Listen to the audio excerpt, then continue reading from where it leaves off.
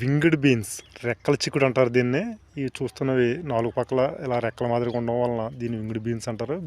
చిక్కుళ్ళు ఇది ఒక రకం, రెక్కల చిక్కుడు అని కూడా అంటారు దీన్ని. ఈ ఫ్లవర్స్ వచ్చి నీలం రంగులో ఆకర్షణీయంగా ఉంటుంది. ఇది తీగజాతికి సంబంధించిన కూరగాయ. ఇది విపరీతమైన గ్రోత్ ఉంటుంది. చిక్కుడు పోదు పాకినట్టుగానే ఎక్కువ విస్తీర్ణం ఆక్రమిస్తుంది. ఇది శీతాకాలం పంట. ఇది సీజనల్ వెజిటబుల్. మాకు తెలియక మేము కొద్దిగా తొందరగా నాటడం జరిగింది. అంటే మే నెలలో దాదాపు 6 నెలలు అవుతుంది. కాపు అయితే స్టార్ట్ అయ్యి 10 డేస్ అవుతుంది. ఇప్పుడు ఇంకా హార్వెస్ట్ చేయలేదు. 6 నెలల నుండి తీగ ఇలా పెరుగుతూనే ఉంది.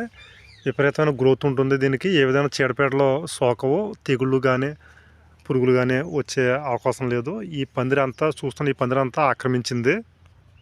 దీన్ని ఎవరైనా సాగు చేసుకోవచ్చు. టెర్రస్ గార్డెనర్స్ కానీ కొత్తగా వ్యవసాయం చేయాలనుకున్న వాళ్ళకి కానీ చాలా ఈజీ ఇది.